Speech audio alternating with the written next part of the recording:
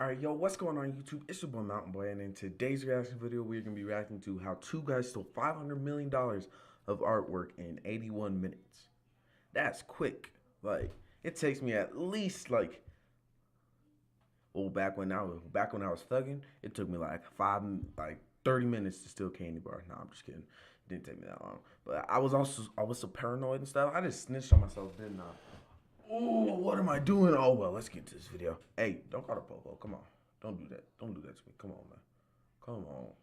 This video was made possible by Dashlane. Pepsi. Protect your digital identity for free for a month by signing up at dashlane.com/RLL. The greater Boston area in the United States is home to a couple nice universities you may have heard of, a few sports teams that you may have also heard of, and a museum that you're about to hear about, which was the scene of the greatest heist in world history that still remains unsolved. Two men managed to break into the museum overnight and stole over $500 million worth of art in just 81 minutes. And decades later, their identities still remain unknown, as does the location of the art they stole. So how were two guys able to pull off something so ambitious, and how can you still earn a $10 million reward today related to the case? Let's start from the beginning. Around midnight on March 18th,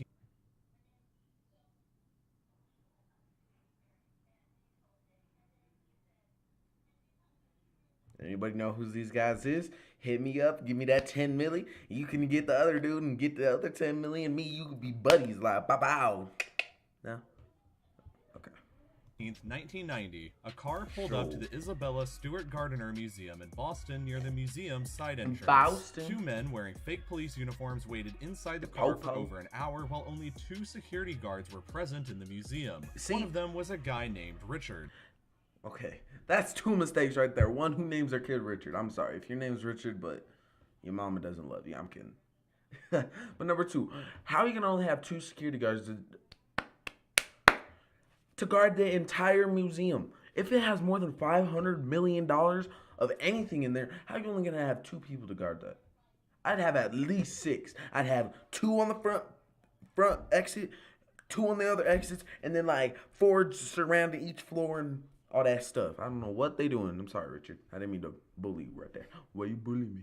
Who admitted later he would regularly show up to work drunk or stoned, but claimed to be sober the night of the robbery. He was at the front desk at 1:24 a.m. Take your job seriously, man. Officers buzzed the door and claimed that they were responding to a disturbance call in the courtyard and requested entry. Museum protocol didn't allow uninvited guests in at night, but since there were St. Patrick's Day parties going on around the area, the disturbance call seemed plausible to Richard, and he didn't know if the rule applied to police officers. So he buzzed them in anyway. When the two policemen got to his front desk, they told Richard he looked familiar and there was a warrant out for his arrest. They told him to step away and show some identification, so he stepped out from behind the desk where the only alarm button to real police was located. Bro, and these then men is the IQ over 2,000.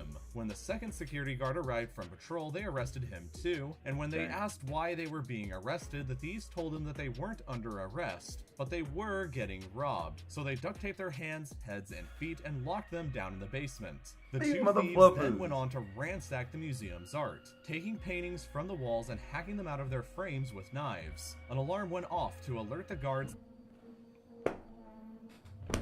Okay, my bad. I'll let you do what you need to do. You done? Are you done? Back at me. Everything. Like, you done? Okay, hopefully she's done. I don't know. That somebody was too close to the art, but they just found it and smashed it. Motion detectors also tracked their movements the entire time and were sending alerts, but it didn't matter because of the museum's flawed security. These alarms were only meant to alert the on-duty security. They ain't done. My bad.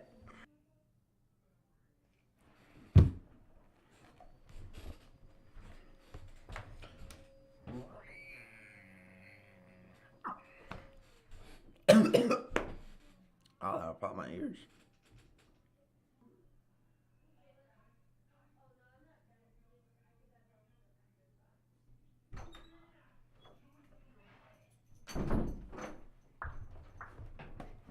All right. Hopefully I got a few minutes before they could start freaking backing me again. Security guards no one cares what I got to do. Pushed the button on the front desk to actually call the police. But since they were a little incapacitated, that became impossible. Over 81 minutes of helping themselves to whatever they wanted, they made 2 trips to their car with 13 pieces of art, including paintings by Rembrandt, Vermeer, Degas, an ancient Chinese gu, and an eagle from a Napoleonic-era flag. One of the paintings, The Concert by Vermeer, is regarded as the most valuable stolen object in the world, with a value of over $200 million. Once the thieves got into their car and drove... It's just colors and people. Like, I don't understand how this could be so much money. It's just a painting. So you're telling me if kindergarten dribbles some circles and some triangles that they can have it worth $200 million?